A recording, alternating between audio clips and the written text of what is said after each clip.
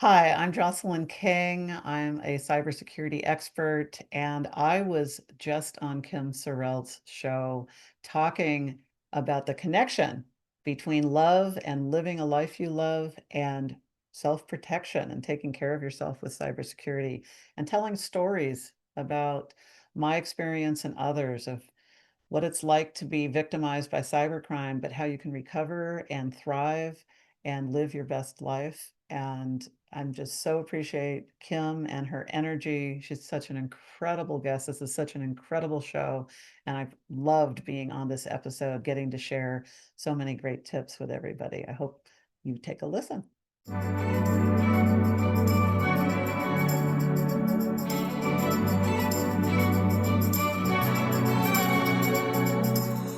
Welcome to the show. I'm so glad you're here. You're going to be so glad you're here when you meet my guest today. I am Kim Sorrelle. I'm a speaker, I'm a writer. I get to do a lot of fun things in life, but my favorite by far is meeting people. And I get to meet some of the most incredible people ever. And today is no exception. I have my good friend, my dear, dear friend, Jocelyn King on the show. And you're going to love her. We're going to talk some cybersecurity. We're going to talk some real life stuff.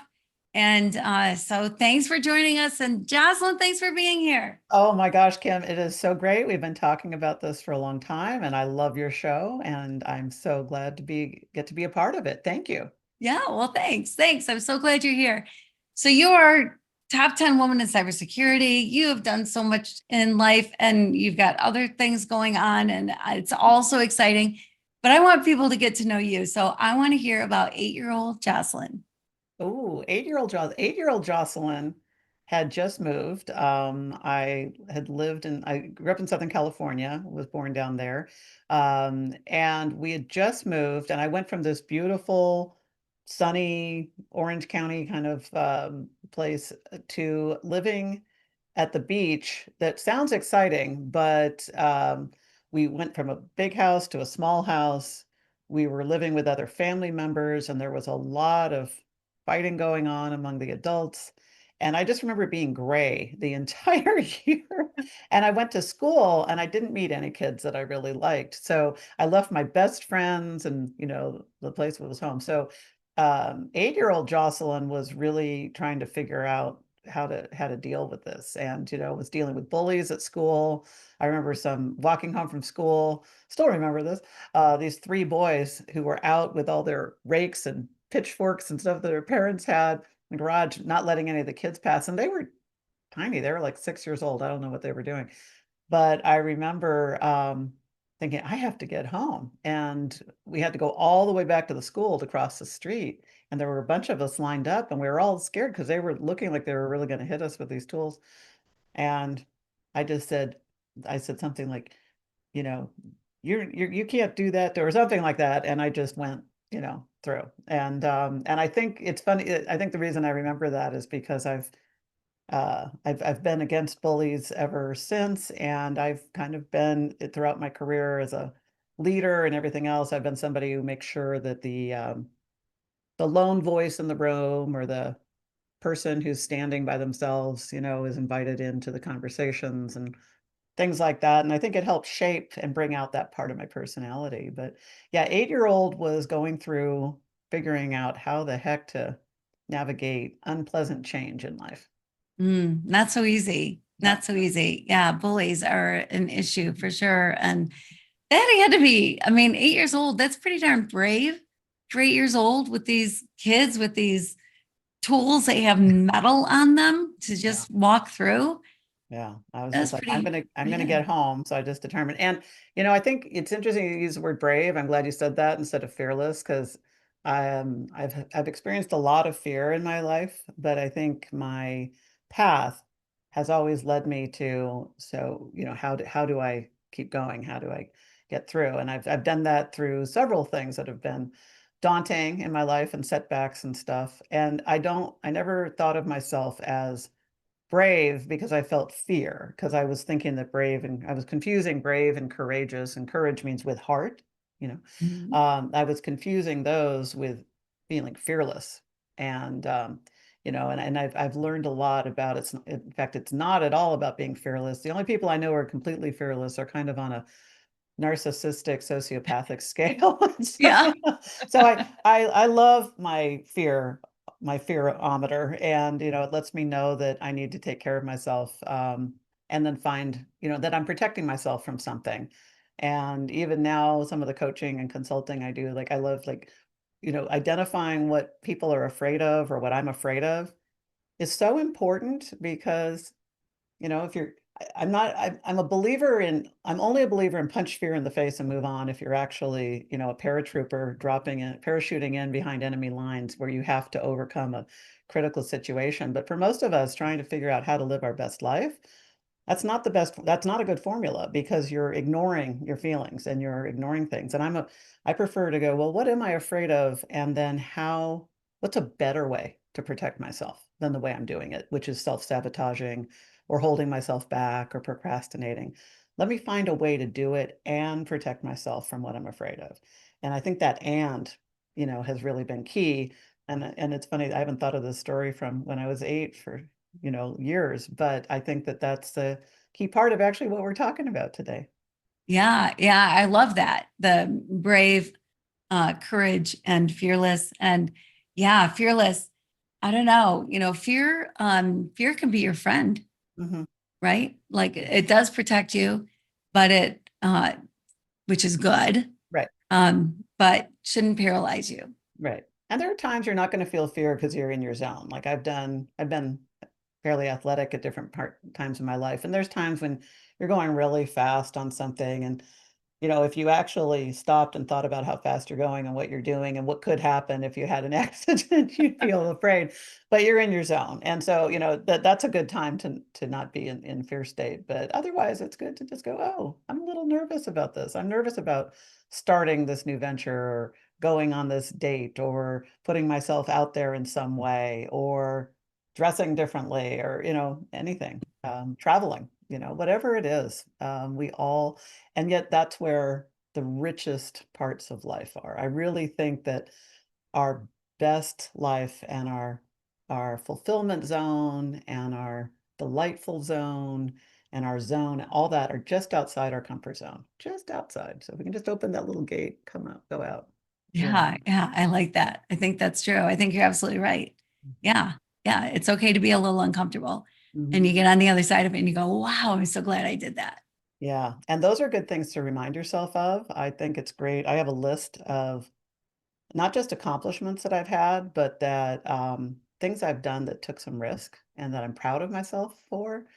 And when I am facing another one of those, it's good to go back and remind myself, oh, I've been here before, and I've done this, and I've had successes. And that can help kind of, it's like a salve for Yeah, that fear, and it can help remind you, oh, I've been here before. This is not my first rodeo. I'm not a rookie, and I've been successful before. yeah, yeah, that's so good. That's so good. Such great advice. I love that. And yeah, keeping track of that kind of stuff. It is amazing when you go back and look and you go, I did what? I got through what? Oh Yeah. my gosh, like it's uplifting anyway. Like it gives you a boost that yeah, you can do more. I think we can all do more than quite often we think we could do. And I just want And to remind everybody who's listening to this that whatever you're feeling, you've been a hero so many times over. And sometimes we just have to remind ourselves. I mean, I coach CEOs and celebrities, and people who have Oscars and Grammys and stuff, and they feel the same way. They wake up and they're like, oh, I have to go for an audition. I don't know if I'm going to get it. It's like, well, you've got 2 Oscars. The odds are pretty good that you're going to be and I'm laughing with us. I don't laugh with them, but I'm just saying that to say that it doesn't matter how accomplished you are, how many Olympic gold medals. In fact, sometimes the more accomplishments you've had, the more afraid you are, because you're like, oh, well, I'm supposed to be this great person, and what if I mess up? There's something to be said about being a novice and not knowing what you don't know, and just taking a chance and doing it. And the more accolades you have, sometimes the more pressure people feel. So sometimes it's nice to just go, well, I know I've had successes, and I'm putting myself out on something else that I want to try, and just give yourself a little slack. yeah, yeah, yeah, I can see that. Yeah, so true. Yeah. I know. Yeah. Give yourself some grace. And it can be hard. And you mentioned show business. Mhm. You have some show business in you. I did. I grew up. So after eight, I will gladly say that when I was 12 years old, we moved to another place where life got better for me in when I was 9, had a great time there. And then we moved to LA. My parents got into show business. They were studying with Lee Strasberg, who was a top acting coach to a lot of actors in Hollywood and Broadway and stuff like that. So it was fun. I got to grow up, backstage. I got to grow up with actors walking around, the actor studio, famous people. I my babysitter, the babysitter they had for me was there was a movie theater 3 doors down, and so they'd have me, they'd park me in the movie theater for a double feature or triple feature sometimes while they were in doing studying, and then I'd come back and in and out. And so sometimes I'd be in the movie theater seeing somebody on the screen, and then I'd walk into the actor studio and there they were. It was fun. It was a very non-conventional, unconventional life. And I didn't have a lot of structure, which I then later had to kind of figure out how to bring into my own life. But it was definitely, I wouldn't trade it. I learned so much.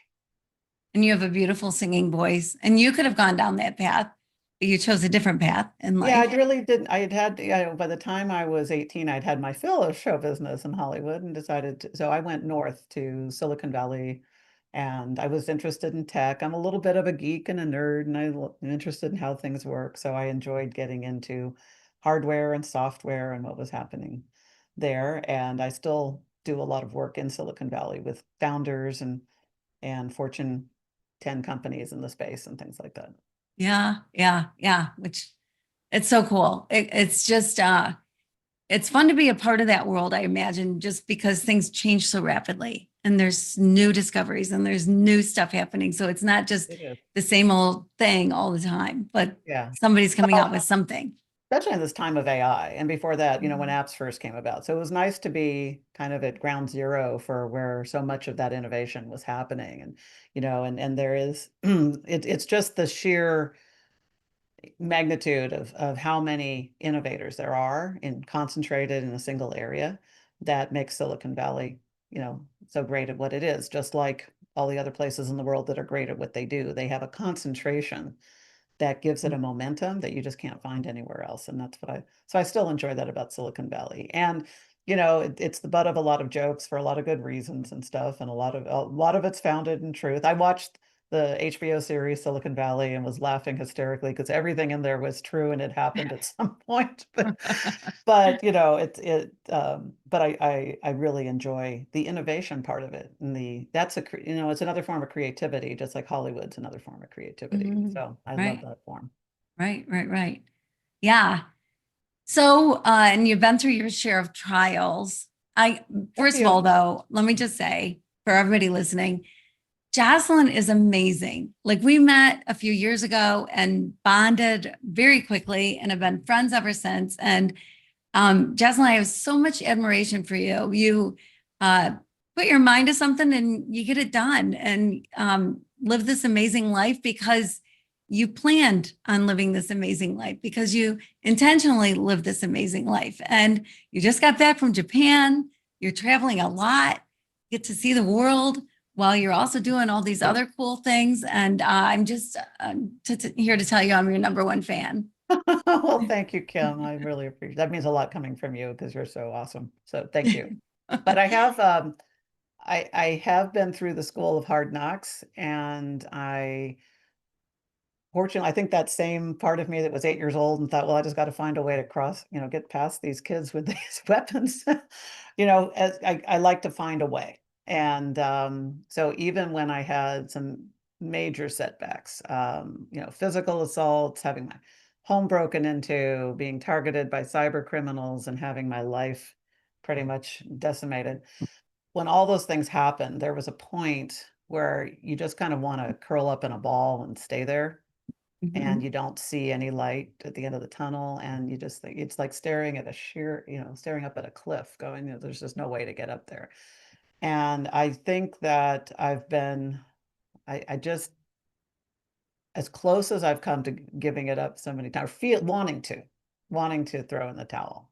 there's just always some part of me that's like, well, what's one, what could I do? Who could I call? I think of one thing. And I think if I have one secret weapon in life, it's no matter what I'm facing, I just find what's one thing I could do? What's one thing I could do? And instead of, it helps me get out of the enormity of the problem and into taking one action.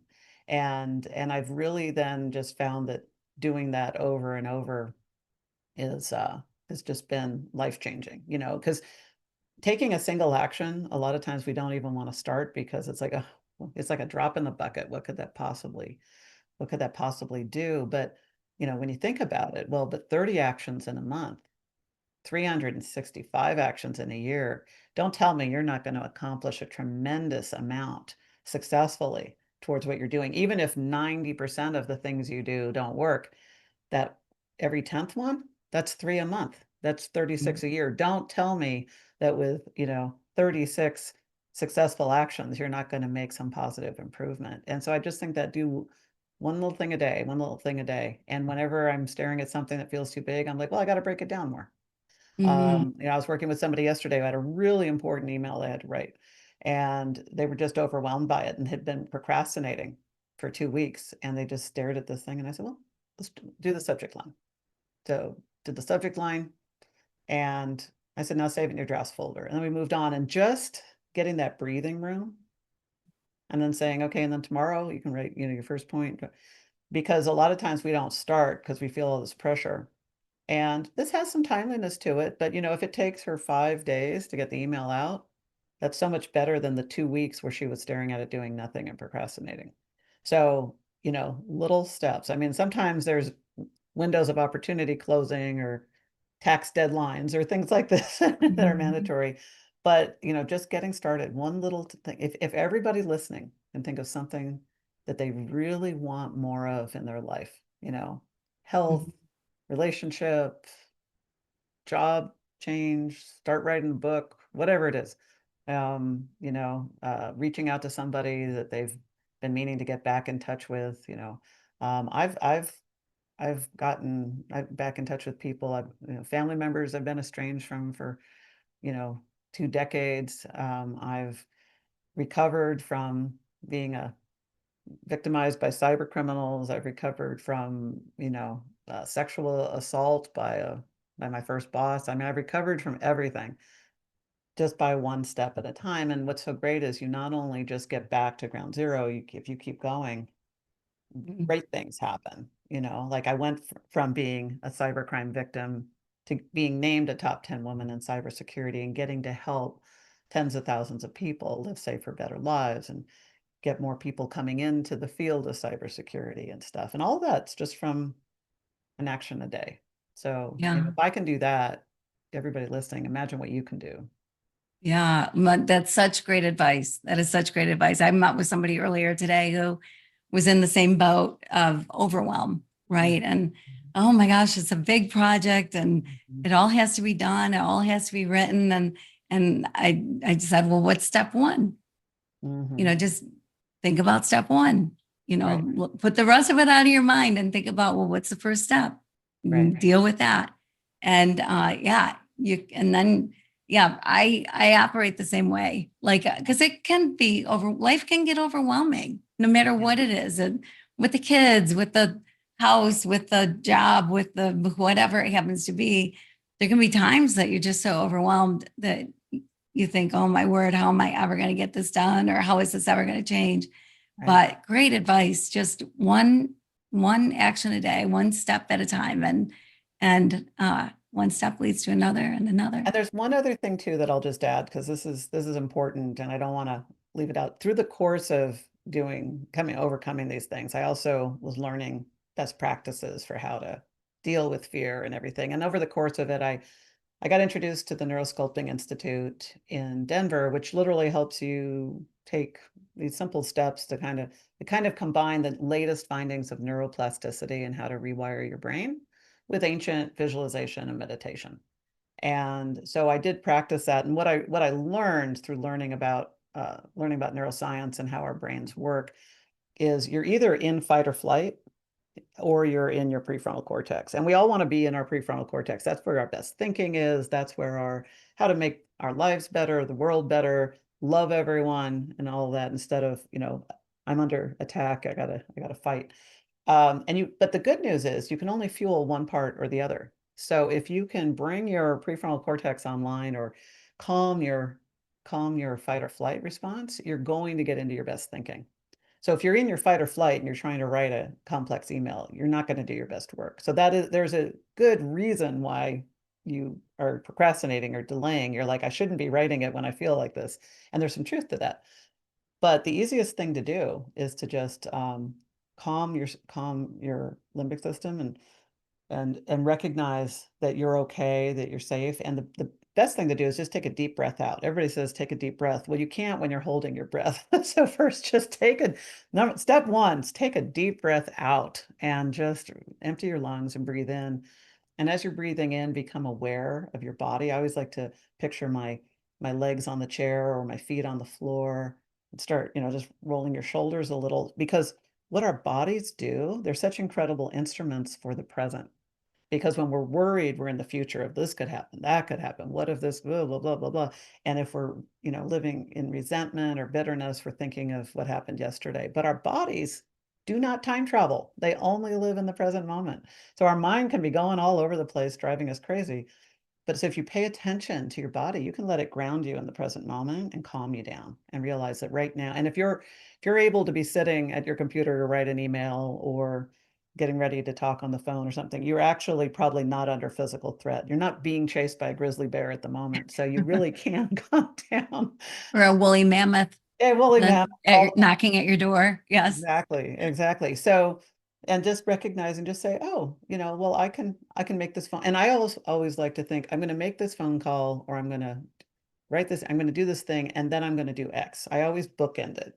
So I start with thinking, what do I want to do? And then what am I going to do right after? And that kind of normalizes a scary Mhm. task. That helps too. And so I think that if you start doing that, then your action a day that you're taking isn't just going to be in this place of agitation. You're going to be bringing your best thinking and thinking, oh, I'm creating this better life, or I'm building my business, or I'm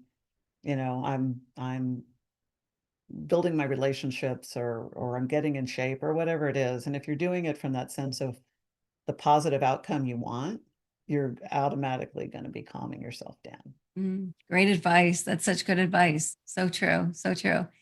And you've come to this place because like you said, you've been through some stuff Yeah. and you learn every time you go through something. It's like you learn a little more and you learn a little more, and which is good. I mean, you don't want to go through stuff in vain. Like you got to go through hard times. You might as well find a silver lining on the other side or something that you can use from it or something you can learn from it so that it's just doesn't happen. And you were attacked. One of the you're the worst cybersecurity attack story I've ever known. And that was horrible. Can you tell us your story?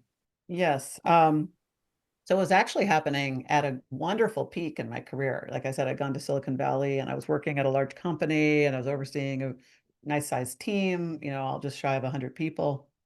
And we were getting acquired by Intel. And I got to be part of the stealth team. So it's like the stuff, the case studies that I had read in school and stuff are made out of. And I was just so excited. And it was heady stuff. I'm working with the CEO of Intel, the CEO of my company, and rubbing elbows with movers and shakers and getting to do what I had, worked so long for over a decade to learn how to do. And at that time, and it had nothing to do with the fact that my company was being acquired, it was just random timing, but I was targeted by cybercriminals who did a long haul target. A lot of times we think of, hackers or cybercrime as, oh, they got your password and got into your account and got your credit card number and, they're doing a charge. And all that's true, but that's one form of crime. That's like the porch pirate version of cybercrime. It's a one-off thing. But there's a lot of other cyber criminals who do more long haul things and over time, and especially with companies, but they also do it with individuals. And when they're after something, they hacked through my network, they got into my system, but I didn't know they were there. And they were collecting all this, all of my personal information, all my passwords, keystrokes and stuff. So they were able to actually unlock our deadbolts from our security system, which had a secured password and we had all these right security settings. We weren't just setting ducks, but they had gotten in and they actually had broken into our home.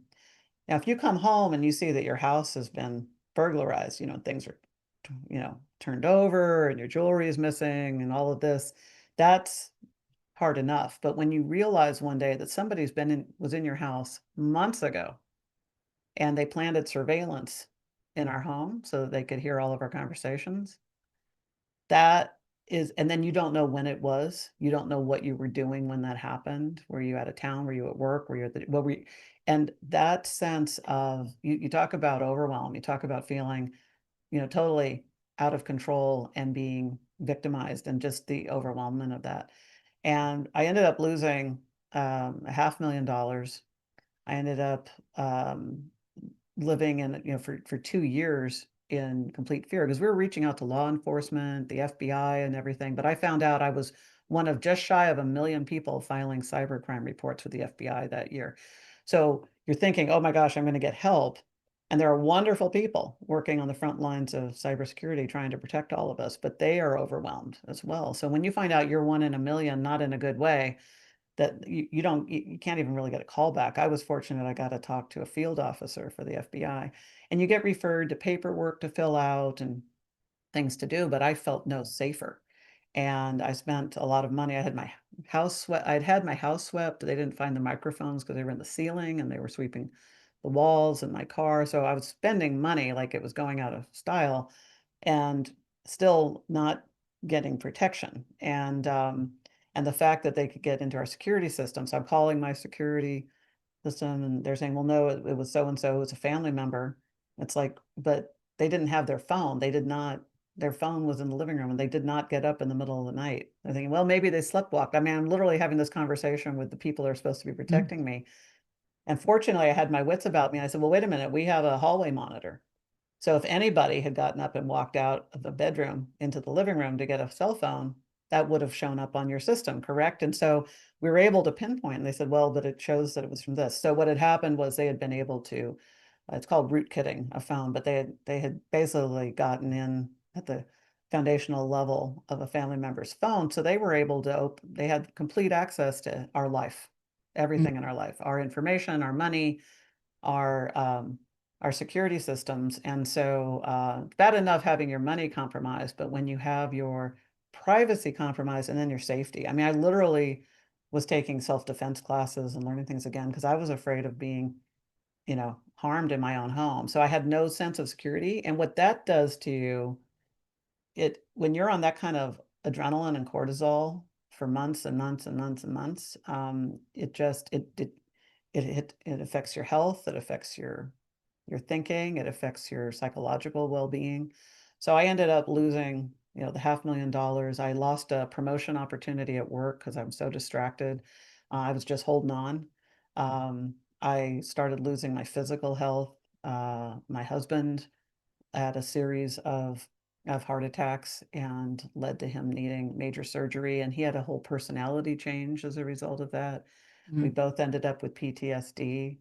Ended up, I lost my marriage over it. 20-year marriage ended because of all the outcomes of all of this. And and then just not even feeling safe in my own home. So that was so devastating. And at one point I thought I was on Ambien and antidepressants, and I still wasn't sleeping, and I still was very depressed.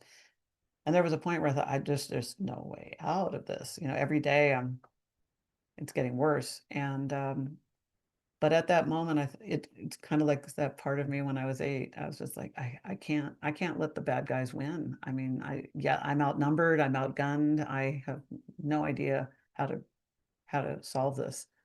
But I just had some kind of will in me that said, what's one thing I could do today? And I just started getting clear on what I wanted.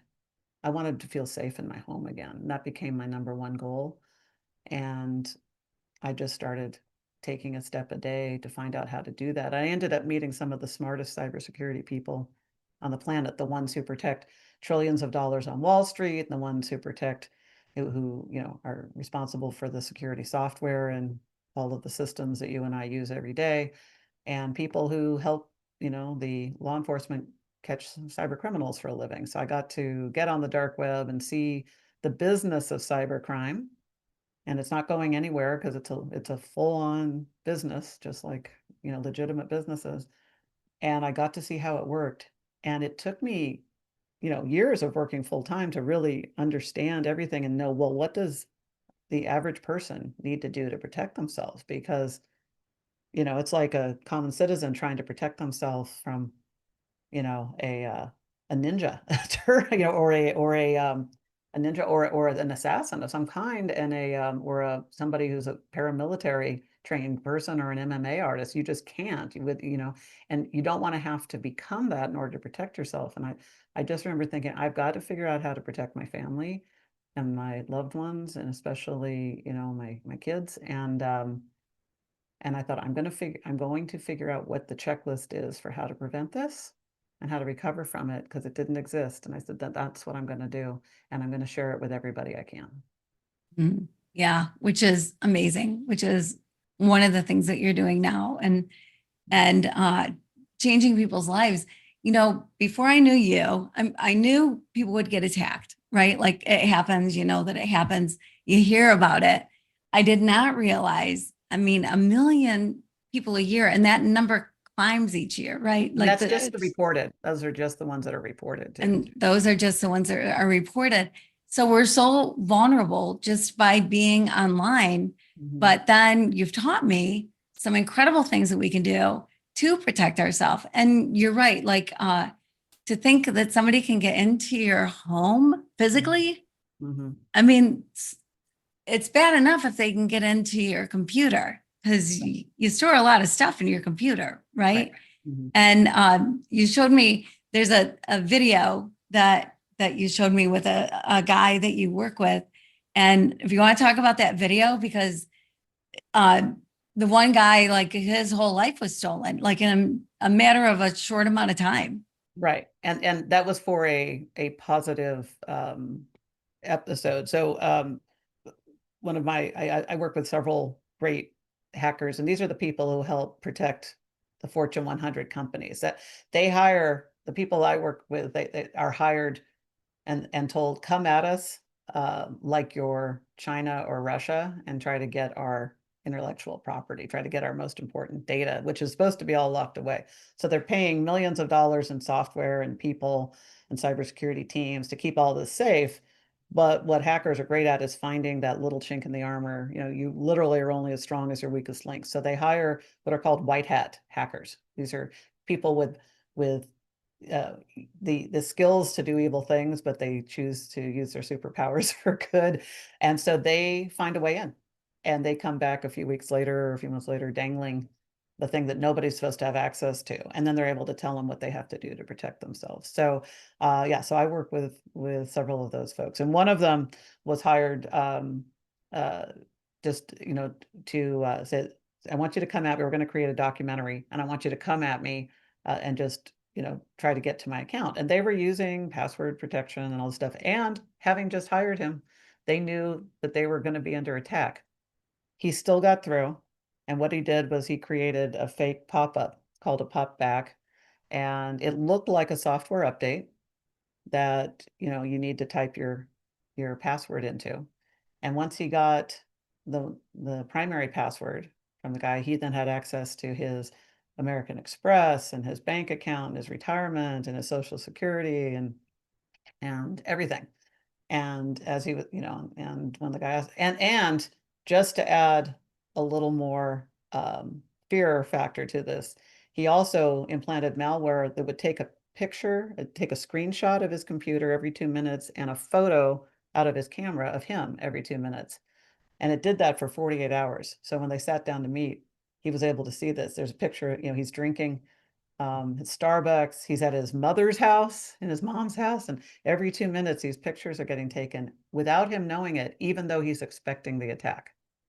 And so that was just showing how vulnerable we all are, and why we need to take precautions and take steps to protect ourselves. Yeah. Yeah. Well, and it's crazy. It's like new scams are introduced every day. Right. Like when I go through email, something will seem so legit. Right. Like your bill from your electric company is in, Right. and it's got the logo and it's got the whatever. And now I always look at the email address that it's sent from. Bravo. There you Yeah, go. because I mean, I've clicked on things or gotten ready to pay something and then went, what? Right. Let me just double check and looked. And then the email address instead of, consumerspowers.com or whatever, something Or at. irs.gov or something Right, legitimate. right, right. Yeah. It's like It's one, some two, seven, Gmail account. nine. Yep, Yeah, exactly. right, right. Exactly. And so I block those as That's soon as good. I Yeah. get them and Block and report. delete them. And yeah, but I didn't do that before I knew you. Awesome. So I like to think of the world as rosy and happy. My husband was a pessimist and I'm an optimist. Mhm. He would say that he was a realist and that I live in La La Land. So I like it here in La Yep. La Land. And so I like to think just everybody's nice and happy and everything's good. But then the reality is Right. you got to protect yourself. And it's so random. You might think, well, shoot, I don't have that much money. They're not going to attack me. No, not true. Right. It can be anybody at any time, Well, right? and even more so than that, it's not even personal. They've got your Yahoo email or Gmail from some big haul they made that they broke into or they bought. I've been on the dark web and there's all these, you can buy databases of things. So your Yahoo email, your Gmail are out there. Even your Social Security, the last 4 digits, you know, um, the government and these other sources that go in and look at the dark web for what's there and try to quantify it, have said that there's like over 300 million American social security numbers have been found on the dark web. Well, there's only 330 some million of us. So, the odds of the odds of you not having had your social security number on the dark web are very thin.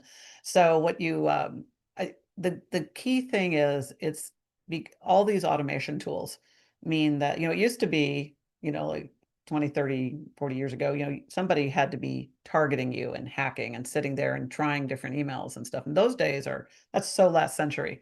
Everything's automated. And so they can hack into you and they don't even know who you are and they don't even know your name. You're just one of, 100,000 emails in a database. But if they're able to get through because you've reused that password on multiple accounts, or your password is something that could be figured out by a computer or a human, um, because you used your dog's name and then you have a post on social media with your dog or your kid's birthday, and all that stuff. So the 90% of the way people figure out passwords on their own can be figured out by a computer or a human being. And it's frustrating. I know. I used to think, why is it before I learned all this, I would have to reset my passwords a lot because I was trying to do different unique passwords and I'd forget them. And I remember the frustration thinking, why is it easier for a hacker to get into my account than me? And it was so frustrating. Yeah, no kidding. But then I learned, but there are these tools that make our life easier too, like password managers, like 1Password and things that will generate a unique complex password for you for every account and keep it secure in a vault. And so you are not going to have to hit reset your password because you forgot it. And you're going to make it really, really, really, really difficult for anybody to get in. Yeah. Yeah. Well, so I learned from you too that it's not as complicated as you might think to get secure. That's true. There are things that you need to do, and there are programs out there that say, they'll be secure, whatever. But not that long ago, there was a company that said, "Here's my social security number." The owner of the company, just take my, you can't do anything to me. I'm protected, and ended Well, up that getting was hacked. LifeLock. LifeLock. They famously put the CEO famously put his social security number up on billboards and Google ads and stuff like that, and it did not go well. They had several break-ins. In fact, the SEC is not known for cracking down on false claims very often. Like, you see all the diet pills and stuff, that, and all these things. But the Federal Trade Commission and stuff, they actually, LifeLock got fined. I believe it was 8 times. But it was definitely more than five. They had five fines because of that. And so not only did the company suffer, but they got they got hit with some fines for unsubstantiated claims. But what it did was it proved how difficult it is, because it is a very good system that they have, but one system alone isn't going to protect you. Like, I talk to people who say, like, oh, I don't need to do password protection, I have a VPN. Well, a VPN is like having it's a tunnel. It's like a garden hose, it protects things inside of it. But what do you have? You have two ends. And so anything could get in on the ends. And so I think there's a false sense of security that I subscribe to this thing, so therefore I'm safe. And gone are those days. But it's not as complex as you might think. And so that's the good news. What I do when I teach people in my classes and my videos and my podcasts and stuff, how to think about it. See, you already know how to protect your house. When you leave for the day or vacation, you know to lock your doors, close and lock your windows, don't leave your garage door wide open. I mean, these are basic things. You don't have to think twice about it. Maybe you go around and you just double check. In fact, you lock your windows in your house, and I'll bet you money you don't even know how many windows you have. You don't have to even know how many windows you have to know how to lock them. But every day, 98% of people are leaving a garage door open, or a door and windows wide open with a sign that says "Come help us" on their online life. So I call it your digital house, and I don't mean a connected house. I mean, I help you visualize your online life just like a physical house, because if you can see it, you can protect it.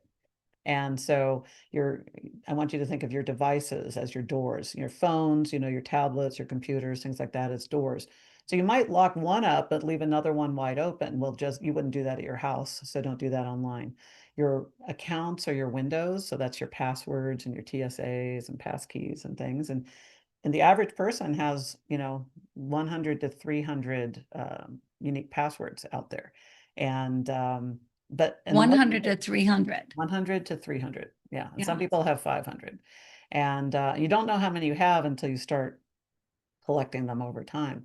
But they're all entry points. They are like windows. And so, because even if you have a secure password on your bank account, if you're using the same email that you're using for some coupon, newsletter thing, if that email and password get compromised, and are sold on the dark web, and now they try it against your bank, they might be able to get in if you haven't used something unique.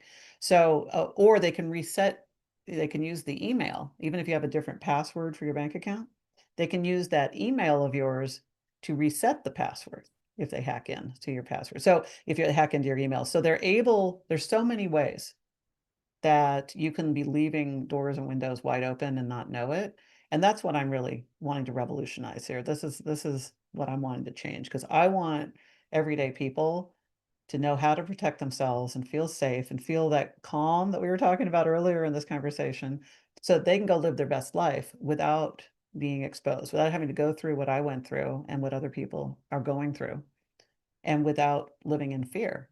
So, the point of getting secure, just like locking your doors and windows, so that you can enjoy your home, you can enjoy your life. That's the same thing.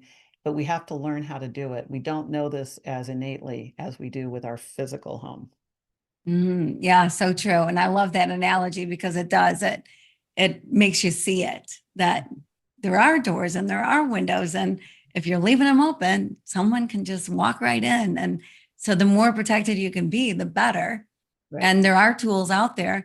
One of the things that you taught me that I didn't know before was that you need to be updating your hardware. You need to be updating your right? Your software updates, Your software updates. But my router, like I didn't know I had to update my router. I didn't know that. Like I don't get. Yeah, I call the router and your Wi-Fi your garage door. So even the people I work with who are, they're engineers, they're even people in IT. interestingly enough. I have IT managers come and take my classes, and they always learn something. So that's a good sign. But what people forget about is maybe they're updating their software. Maybe they've got a unique password. Maybe they've got all these things secure. But when was the last time you updated your router and Wi-Fi? And did you change the password? I mean, if you had Geek Squad come out and install it, they could still know your password if they saw it, and you don't even you don't can't even remember what it is. So that's a very common scenario. So maybe you're locking your doors and windows, but you're leaving your garage door wide open 24/7, and you're taking off, on 2-week trip, and you're a sitting duck unless you are keeping things secure, or you have all of your financial documents and business documents and things like that, and you've got teenagers in the house, and they're bringing over friends who are gamers and have software skills, and who knows what they could get access to, and you've got them all on the same Wi-Fi. You haven't bifurcated your Wi-Fi so that you have a unique area for your confidential documents that nobody else can get to, especially if you have a solopreneur or a small business or something. You want to keep your data separate from the general usage. And so, all these are things that I walk people through and help them set up. Because once you get set up, you feel this sense of pride, and you're like, oh gosh, first of all, I understand better what I need to do, and I didn't have to learn a lot of technical skills and techno jargon to figure it out. I got safer. I understand what I need to do moving forward. And there's a sense of pride in being able to have that enough self-sufficiency that what you need to do and what you should avoid doing. And you sleep better at night. You do, yes. Because things can happen 24/7. It doesn't matter. And I didn't know too, like, you'll get an update popping up on your screen, right? And Mhm. you got to be wary of that. You make sure that they're legit, but Right. you get them popping up, and sometimes I just hit the X, hit the X, hit the X. Mhm. But those updates actually make you more secure. Right. A lot of people see, like, because especially if you have a software update that's going to reboot your system, and people have Windows open, they're like, oh, I'll do it later, do it later. And, some people have put this off for a couple of weeks.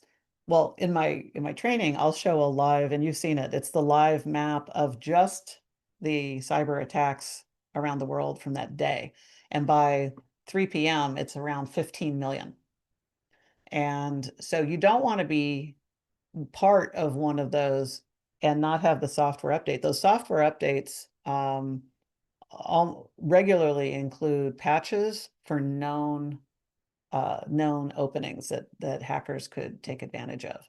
And in fact, there's a term in cybersecurity we use called 0 day, which is when a known bug or loophole or opening becomes something in software that was unintentional by its manufacturer becomes known, and it gets sold on the dark web so that cyber criminals can take advantage of it.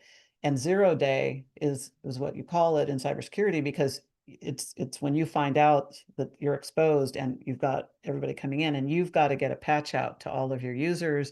You've got to protect organization, and the fact that they get patches out as quickly as they do is rather, it just shows how good they are, but it's still a gaping hole for as long as it exists.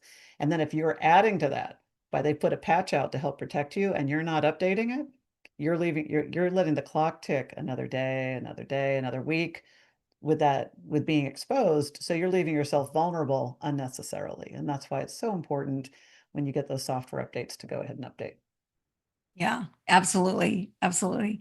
Yeah. All these little things that I did not know Yeah. and just assume, yeah, well, I've got, Norton, or, I've got something, so I'm protected. And it just doesn't work that way. There's different softwares for different things that take care of part of it, but don't take care of all of it. And so I love the way you walk people through so easily. You make it so understandable.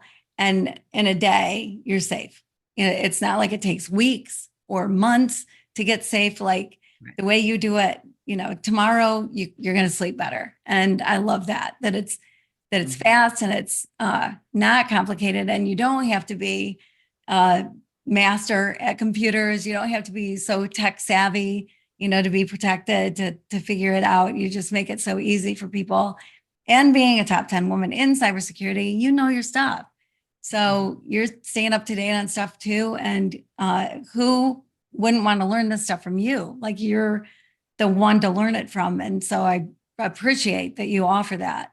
Well, thank you. What took me a long time to learn it was when you're in cybersecurity, the people who are really good at this, they know it so well, they don't even know where, like if they're asked a basic question about how to protect your passwords, they don't even know where to start because that hasn't been an issue for them since they were 8, like so they don't even know how to explain it to you. And also there's a little bit of this competitiveness with each other in cybersecurity to know everything.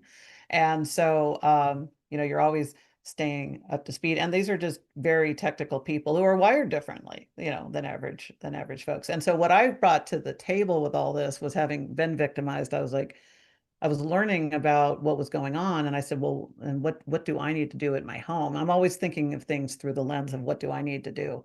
And so even though I've learned some, technical jargon and I've been on the dark web and I've done this, I'm not that hacker mentality myself. So I think that that's why I've been able to successfully help people learn in plain English. I wrote, everything I wrote up and created, I said, this is what I need to go teach my goddaughter and my niece and my son, and so to protect themselves. And they don't want to spend a lot of time on this. I mean, who wants to learn cybersecurity? That's the fundamental thing. I have 50 books that I bought when I was going through hell trying to learn how to protect myself. But all of it made me feel like I was studying for a cybersecurity exam or certification.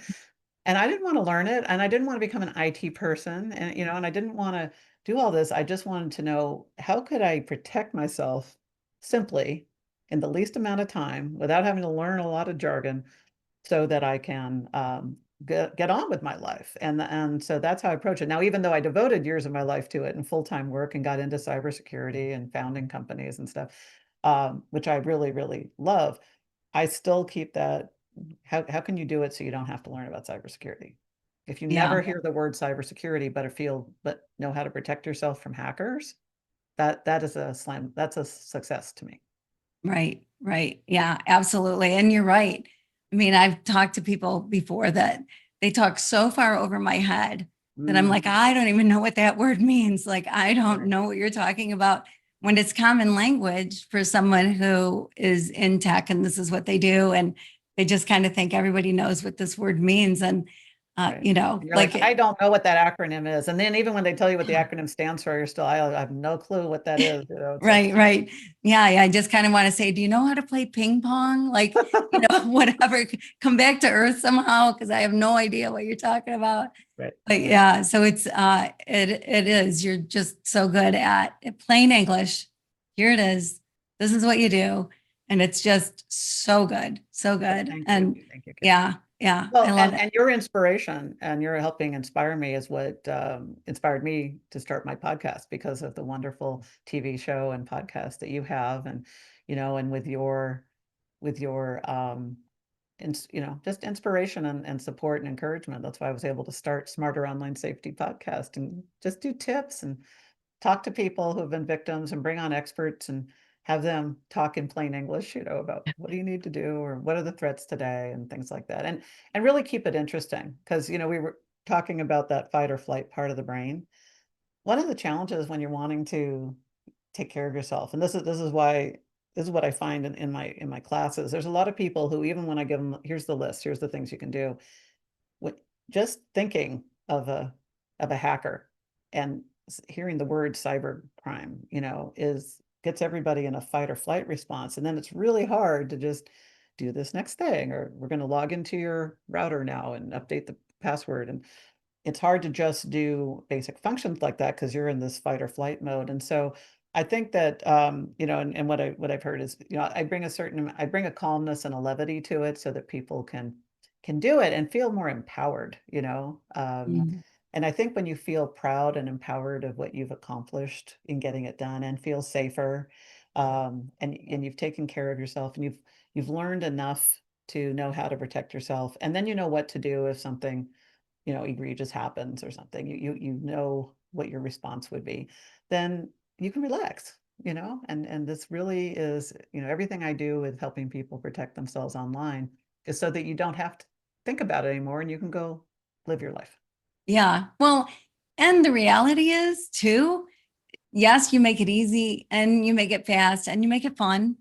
By the way, it's Got to be also fun. fun. It's got to be fun, but it's also so interesting, right? So, like your podcast and the things that you talk about and the guests that you have on, like, man, I mean, it's just interesting. You make it also interesting. It's not like it's, oh gosh, this is only for people in cybersecurity or only for people in, whatever the tech world. It's really, you make it for everybody. And just, I love that. I love that about what you do and about your show, because you're a rarity, I find, and it's Well, good. thank you. Yeah. So it's a fun listen. It's a fun class. I mean, you're fun. Like, we haven't done a lot of laughing on this show, but normally when we're together, we do a lot of laughing because you've got a great sense of humor and you just make things fun. So it's so good. And yeah, we just all need to be protected. There's no doubt. And, I'm thinking about like, I wonder, if people thought about it, they could probably come up with a story of someone they know that was hacked or a company that they know was hacked, Right, and that they've heard about or they know personally, right. because it's for real. I mean, Well, and that there's going to be more of it because unfortunately, like AI is an incredibly powerful tool, and I love AI, but so do cyber criminals, and they're using it it's helping them make knockoff websites faster. So like, in the past, like you were saying, like maybe you click on a link and then you're like, I don't know, this looks a little suspicious. Well, now they're able to have the AI tools build a replica website that looks just like your legitimate, it's going to look like Bank of America, your bank or whomever. And before it'd be like, oh, the logo seems a little off, or, you could kind of spot some flaws, or you would catch a grammatical error that you think this would not have come through. Well, AI is making what before were kind of mediocre or bad hackers good hackers. It's making good hackers great hackers, and it's making great hackers almost, well, kind of unstoppable to the average person unless you put more security in place, because this is not the time to leave yourself wide open.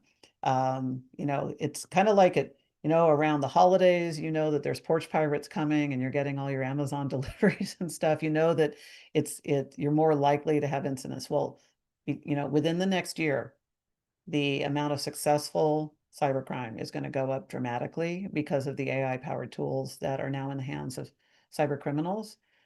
And that's the bad news. So the good news is you can put protections in place right now so that you're not a sitting duck, because you're low hanging fruit. If you've got these accounts sitting out there and reused passwords and you haven't looked at your Wi-Fi or router in a while, or you're sharing your Wi-Fi, or you're getting on public Wi-Fi and you're not clear on what you should do and not do on a public Wi-Fi, then you are playing a game of Russian roulette. And I just really want to encourage everybody. You don't want to go through what I've been through. You don't want to go through what a lot of the guests that have been on my show have gone through. You don't want, it can ruin your day or your year or your life, and it's just not worth it when you can put a few things in place. So please, please, please just learn how to protect yourself, put things in place so that at the very least, it's kind of like with the porch pirate, or burglars coming through.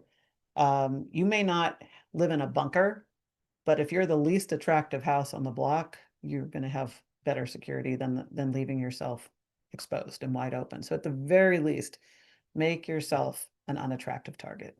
yeah, well, and really like having a dog is a Yes, deterrent, right? yes, exactly. So yeah, so if you have even some sort of deterrent, it Hmm. makes you harder to hack into than somebody else, That's you true. know, um, That's true. and just might just move on Yeah, and not even try. So yeah, yeah, yeah, so good. Yes.